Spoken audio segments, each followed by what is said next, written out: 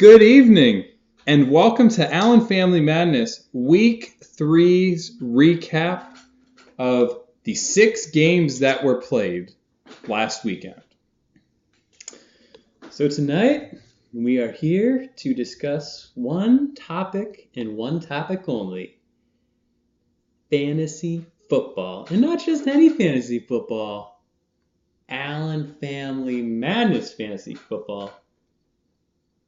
Whoa. I've been trying to scheme up ideas how to make this more popular, okay? And one of the things I've been hearing about on the radio and seeing on TV is that we should be mixing politics with our fantasy football. So we should be talking about the national anthem. And I don't know if I should be standing, sitting, or kneeling. Mike, we're here to talk about fantasy football today. Turn that off. Oh man, I missed. But my goal here, Tom, isn't just about the people in Allen Family Madness. My goal is to be selfishly famous. And I don't care what expense that is. So if that means politics, then let the song play. Michael, are you trying to tear our league apart right now? People in our league, they don't want to listen to the Star Spangled Banner right now. They're protesting it themselves, and not the Star Spangled Banner. Coverage about the Star Spangled Banner. So you're telling me we're supposed to have a sports show just about sports? If only there was a network that could do such a thing, that would be great. But there doesn't seem to be. So for now, why don't we just stick to our podcast? All right. So sorry to disappoint you, political folks out there. This sports show will only focus on sports. So I was trying to figure out how to be better at being your co-host in these things. And I've gotten some great inspiration over the last week or so in that Michael and David were hilarious co-hosts. I got the glasses, and I was like, what really makes those guys funny? What gets people to laugh? What do Michael and David do? So I'm going to try to work in some things that Michael and David do. You just keep doing your thing. All right. And and you won't probably know when I'm doing them because I think I'm going to really disguise them well. Mm-hmm. But let's give it a shot. Sounds pretty spontaneous and childish. Yeah. But we'll go with it. All right. Let's do this. Okay. Hey! Oh my God! Hey! Stop climbing on the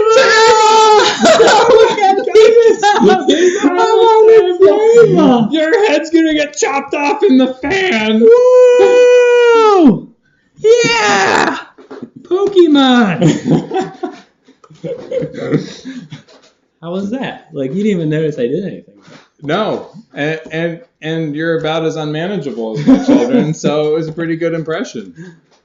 All right, I'll save some more for later. I don't want to get too out of hand now. Good point. So So you did a really good job because you totally derailed my train of thought here. So why don't we just jump right into the games? Okay. How about it? All right, I'll start. So in one of the most important games of the week, I will say, because it was really determining kind of the projection or trajectory of two teams, was Stock Up versus Lock, Stock, and Two Bloody Scalpels. Now, Stock Up is having the curse of me, basically, and has scored a lot of points this year and has had plenty more scored against him. I think I looked up in the standings, and he is already pretty far ahead in total points scored. So yeah, I didn't see what he was after this week, but after 2 weeks, he was tied for lead scoring team and was actually 0-2 in the bottom. Yeah. So hopefully his strategy of being winless pays off in a championship. But right now he's 0-3 after losing to Dr. Pete Allen 103-75. Now Stock Up didn't really have a great week anyway. It wasn't like 75 points were going to be a winner in many other games. And really his highest performer is Chris Thompson at 26 points. So 1/3 of his points were in one individual. So he doesn't really have too many people to thank on this one. Jay Ajayi had 1 point. Terrell Pryor Sr. had 1 point as well. He's kind of, right now, been a little bit of a bust, but... senior letting down a senior. It's like the seniors are in retirement already. So, dad jokes. Yep. Well, anyway, but Dad, there's some hope because Matthew Berry still is high on Terrell Pryor even after his poor performances. Well, that's actually not a good thing then. Probably not. But. And Dad had a defense score -6, so that kind of hurt. Now, Peter did have a defense score -4 and ended up with 103 points, so you can win with a bad defense. Now, Peter has his triple B's threat going again with Tom Brady, 5 touchdowns, 37 points, Le'Veon Bell, a solid 15, and Peter's favorite receiver and maybe favorite fantasy player in Doug Baldwin with 18. However, Doug Baldwin did get hurt at the end of the game last week, so Peter's going to need to pay attention to that moving forward. And not only did the triple B's come through, but the kicker that was on steroids at one point. Was it steroids? Or some performance-enhancing drug. I thought it was like a DUI. Oh, okay. Well, that was enhancing enough for him. Matt Prater, 19 points. Actually, the second highest score on Peter's team. So that was a pretty impressive week for Lock, Stock, and 2 Bloody Scalpels. And again, Peter, you are welcome because I forgot how it all went down, but for some reason I convinced him to draft Matt Prater. Well, that was nice of you. Yep. So, congratulations, Pete. You're scoring lots of points. You're winning games. You're 2-1. Looking good.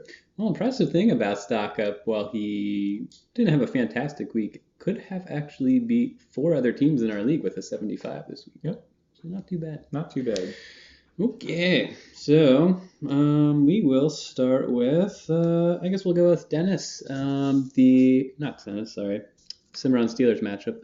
Okay. Cimarron Steelers and the Bobby's Butcher Block Madness. So I think it has been well documented that the Cimarron Steelers have been struggling this year as they are typically one of the better teams in the league.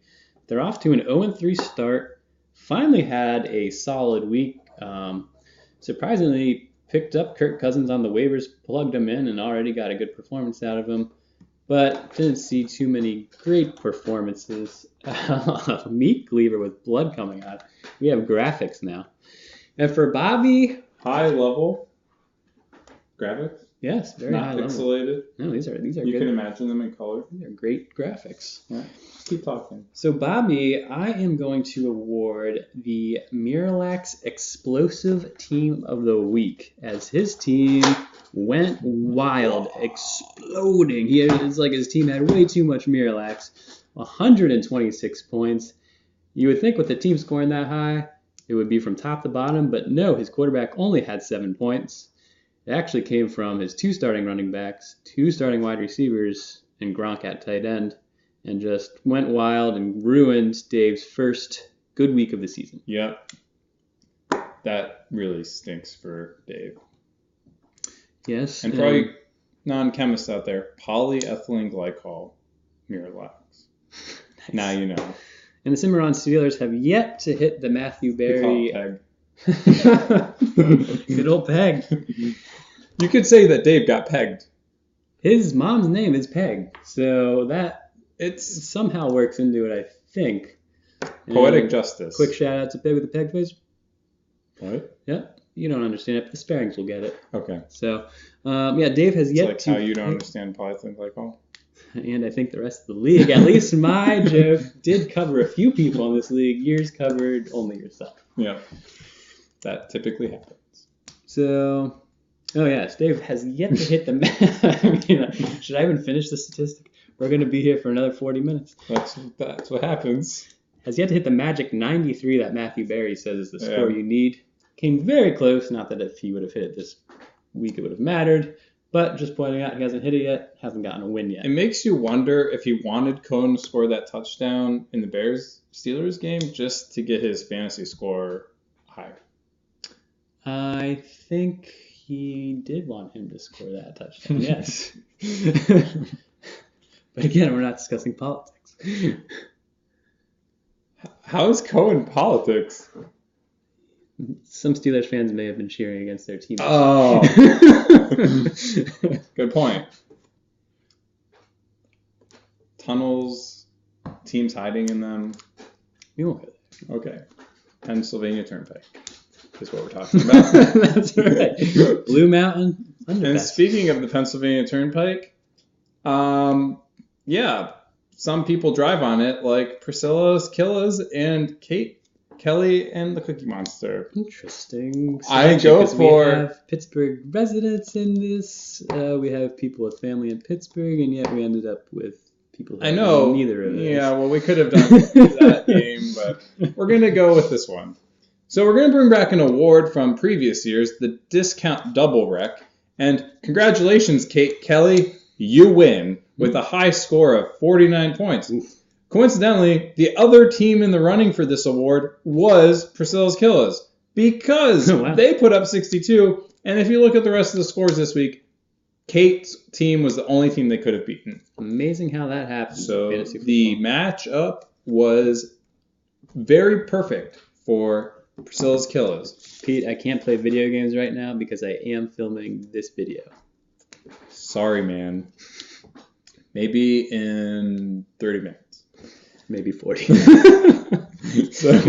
So the Cookie Monster and her 49 points, 20 of it came from Drew Brees, her favorite quarterback option.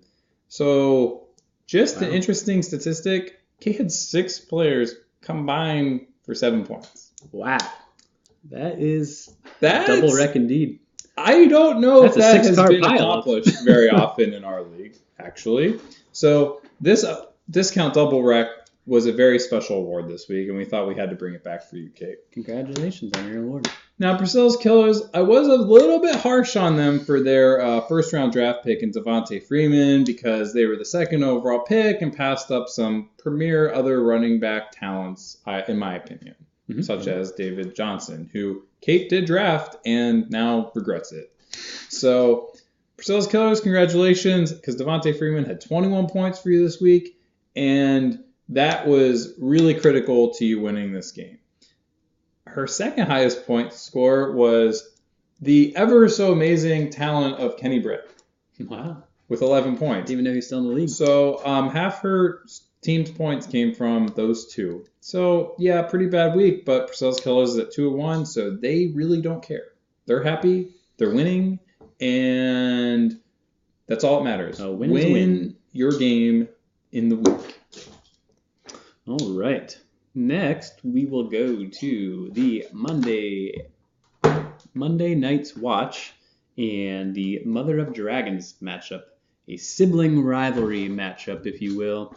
There was trash talk that was spoken before and after in this one, and I would like to use that as a segue to say that I am loving the trash talk we're getting this year. The league has really stepped up their game. They really have. Kristen, as the Mother of Dragons, is back to breathing fire on her opponents this week. Yep. I'll attribute it to pregnancy last year that probably caused the lack of trash talking. Yep, got a little distracted. Billy has made 2 videos now trash talking the league, and even was he pregnant last year? No, but he was in his 3rd year of law school, so we'll give it to him. Okay. And Michael Sparing with a response trash talk. Yep. Kind of a victory lap type of trash talk, sending it out after he gets the win. But hey, trash talk nonetheless, and I like it. Sore winners, being confident, Billy guaranteeing a championship, not even just making the playoffs or winning more games. Yep. Just he's going right for it. He's going for it all, saying a championship, which I told him is like probably Rex Ryan guaranteeing all those Super Bowls, so thinking it won't happen. So you're saying that Billy likes feet like Rex Ryan? His response when I said that guarantee was like a Rex Ryan guarantee was he is all business like Rex Ryan is with feet. There you go. There you go. Great response. Yes, yeah. Well, there you go. So anyways, great trash talk, everybody. Clap, clap. Back to the matchup of the brother-sister. Obviously, Monday Night's Watch came out victorious in pretty solid fashion. After seemingly close at the beginning, Kristen's team kind of fell apart, had a defense with -6, two starting running backs combined for 4 points. And I don't know, I showed it backwards. I wonder if that'll happen in the video. Probably. And two of her players. For these graphics, they were free. Two of her players combined for 2/3 of her points, which means 2 did really well, 7 did pretty poorly. Yep. Monday night's watch slayed the dragons, so to speak. So a dragon slayer should have some sort of a cool name, right? Like this guy just took down a dragon, medieval times sort of thing, Game of Thrones. So we will say the slayer of dragons was Caronio Brunt. And that is a combination of Antonio Brown and I'm just blanking on his name. Kareem Hunt. Kareem Hunt got caught up in the Caronio. I forgot his real name. Thomas was thinking of like Corona and beer, and it just really messed with him. Those two guys combined for 45 of his points. And that is a deadly combination that Michael Sparring has put together. As in week 1, they actually had 61 total of his points with those two players alone. And a drop in week 2 of 28. But to get that solid performance out of I think those were his top 2 picks. Yep, they were. It's pretty solid. That's the way to get to the playoffs. I'm pretty sure I was a little critical of the second pick in Kareem Hunt because I thought he was a little overdrafted. And, well, eating my words. He was underdrafted. He should have been the first pick in the draft, apparently. Further proof that my draft grades are worthless. Mm-hmm. Yep. Just like politics in our fantasy football videos. That's right. Or on ESPN because it's a sports network. Do you know the P stands for politics? I did know that, actually. Okay. Moving on. In the battle of the roommates, former roommates, not roommates anymore, we had When Tom Is Here versus Stampede 3 Trail of Tears. And just like their arrangement in college, Tom came out on top because you slept on the top bunk. Did you? Yes, I did. Our first 2 years, and then I tore my ACL. We had to bring the beds onto the same level, so I didn't have to climb up it anymore. Well, you were almost on the same level because your scores were equally pathetic. Tom won 77-67, moving him to 3-0 and undefeated in the league. Is there only one other undefeated team? That's right. Woo! Should have shouted that out while I was doing it. Monday Night's Watch, congratulations on being undefeated. So that's cool, and I'm jealous. So Tom had a great performance from Aaron Rodgers, who was a obviously nice selection in the draft. He put up 26 points. And Tyreek Hill, who I was high on in my pre-draft video, but then went a little on the hypocritical side when I thought Tom kind of reached for him. Kind of bipolar. I was like, wait, you liked him? Now you don't? Yeah. Maybe I was just ticked that you took him. Had 14 points. So Tom, between those two players, got half his point total. So, again, not a great week for him, but hey, a win's a win, and you're not going to hear any complaints. Bills Buffalo 3 Trail of Tears. Oh boy. So Carson Palmer 23 points, good job, and LeGarrette Blount 12 points. Pretty risky fantasy play, but it turned out to be a good decision. So between those two, he had 35 points. Over half his points came from those two individuals. And then there was a lot of low point totals. Looks kind of like a golf scorecard. So, to point it out, and Billy kind of did this, his bench had a whopping 52 points on it between Marcus Mariota, DeMarco Murray, and Deshaun Jackson. Now, I know what you're saying, hey, Carson Palmer got 23 points, so you can't really just swap those two, but hey, I can exaggerate however I want. It's my video. So, had Billy played DeMarco Murray or Deshaun Jackson, Billy, you would have won. And, well, Deshaun Jackson, I understand maybe not playing him over Amari Cooper, who got 0 points. And Devontae Adams, we got 6. But seriously, Tevin Coleman, really? You could have played DeMarco Murray over that, and he got 19 points. There you go. Would have won. The injuries scared him. Well, Billy, is that how you go about life? Being a little scared pansy at every last little thing that comes up? Because that's just not okay. So with this, you get the Ben McAdoo Award because you suck at coaching. You have lots of low point totals when you've been playing your week so far. And the questionable coaching and lack of discipline on your team is just resulting in a terrible season so far. So if you want to get back to the playoffs like the Giants did last year, you better pull yourself together. And don't pee on the sidelines like Odell Beckham. That's my advice for him. Okay, so no peeing on the sidelines is solid advice. All right. So there was another battle of the former roommates Yes. matchup, and also battle of the just like lifelong best friends situation, meeting in I think kindergarten or something, and they haven't looked back since. Mm-hmm. Dennis and our commissioner here, Mike Allen Jr. So I wanted to do a little demonstration, and I'm a numbers guy. I'm not going to go into numbers, but I'm going to go into win probabilities. Oh, and advanced analytics? yeah, it's kind of like Doug Peterson and whatnot, except not that advanced. So, ESPN and all these other sports channels, they have those win probability trackers. Oh, yeah. yeah. The game goes on up and down. So we're gonna do a little one with the. I wrote it down on my paper and abbreviated their names. It actually comes out to the Jayhawks versus the Peepees. So the Peepees started out with Todd Gurley here on Thursday night and just was like, whoa. And this also keeps climbing because on top of Todd Gurley going way wild on the San Francisco team, Dennis decided, hey, I'm going to take, I don't even know what round he picked him in, probably like 5th or 6th round pick, whatever it was in Sammy Watkins. I'm going to bench him this week.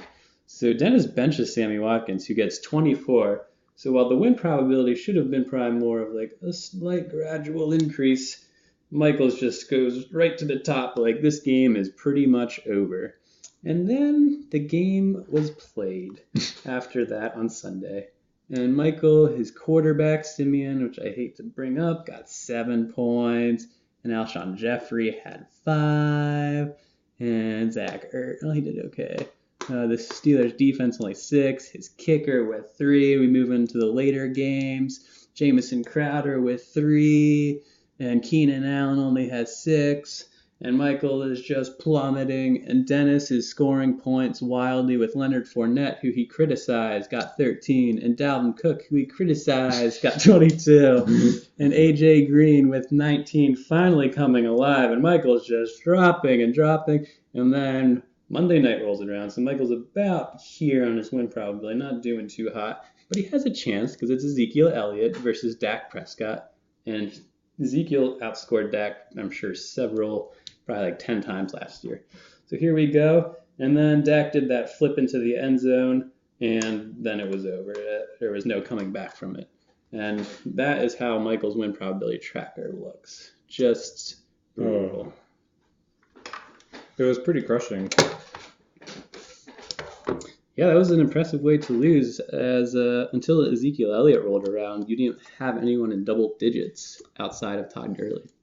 Yeah. So you started the week with a double-digit person on. So that means, here's the way to put it. On all of Sunday, not a single player of yours scored double-digit points. Yeah. It was bad. So that is how you lose a game. Dennis had 103 points, and he had 2 people score 0. That is an impressive feat. So Dennis off to a 2-1 start with. What was my prediction? Dennis will win 0 games this I believe you gave him an F, and he is probably close to being the highest scoring team in the league. He's had 100-plus point performances. Week 2 is confusing because he had like 60 points. So I don't know what his team is, but it seems good enough. And he had Chris Hogan on his bench with 18. My goodness. Amazing. So that's what I have for the matchups. So looking forward to next week, we have some pretty critical matchups as well. So we have myself versus Stock Up. A little father-son action. Yep. And the winner of that game will either get their first win of the season or be back at 500. So Dad probably is looking to avoid an 0-4 start. Then we have Battle of the Husband and Wife in Jabba the Hutt 1, Hutt 2, and the Cookie Monster. That is battle of 2 2-1 teams. So one of them will be sitting pretty at the end of next week. In another battle of 2-1 teams, we have Lock, Stock, and 2 Bloody Scalpels versus the low-scoring Priscilla's Killas. So the Battle of the PAs. Yes. And that was even before she got married. We could call it the Turnpike Battle, or whatever they call that when the Steelers and Eagles play. Yeah, I think it's something like that. And it works because one's in Pittsburgh and we're in New York. Yeah. Mm-hmm. So one of those teams will be 3-1 as well. Unlike your last Turnpike reference, which made no sense. Then you, at 3-0, face the 0-3 Cimarron Steelers. That's right. And like other athletes of the day who are using their stature to be political, have a political platform, I'm going to use mine as your assistant. Okay. I'm filming this video with you to make a stand of my own. Okay. So I'm just trash talking. So I'm going to sneak my trash talk into this video. Sounds good to me. I guess my question for you, Mike, is what seems to have been the weakness for the Steelers this season? The Pittsburgh Steelers. Their defense. Their defense? That is a weakness right now. They're not doing too well. But what I'm seeing is their weakness was the Bears on the road. Because they lost to the Bears. Yeah. Yep. Yep. How can I channel that weakness as I play the Cimarron Steelers? I don't know. So Why don't you tell me? I'm going to rent a bear, this bear in particular, and I'm going to place it on Cimarron Road, right outside the Sparring's house on the street, because then there will be a bear on the road, and it will hopefully intimidate the Cimarron Steelers into having a really bad week. Now, I could have gotten a more intimidating looking bear. Yes. But my legal counsel, Billy Grapsel, advised friendlier bear would have a better chance of having some sort of a lawsuit against me. Okay. So I got this guy. He looks pretty friendly, but that is a big paw he has that could knock somebody out. So, Cimarron Steelers, there is a bear on the road, and I hope it intimidates you into losing. And there's a lawsuit somewhere in that, but I got lost, to be honest. So either we will have an undefeated and a winless team, or both streaks will break themselves this week. And I fear that will happen because for some reason in our league, when undefeated teams play winless teams, it almost always results in the streaks ending. For example, I think Dennis was 6-0 facing Billy, who was 0-6 or something. And the rest is history. And yeah, crazy. And moving on to the next game, the other undefeated team in the league, Monday Night's Watch, faces the team trying to pull themselves back together in Billy Grapstel's Trail of Tears. So that'll be an interesting matchup. Really, we'll see what happens with both those teams and if they continue on their respective trajectories there. And then we have 2-1-2 teams in Bobby's Butcher Block Madness and Mother of Dragons. So one of those teams will get back to 500 this week. So some pretty excellent matchups, I would say.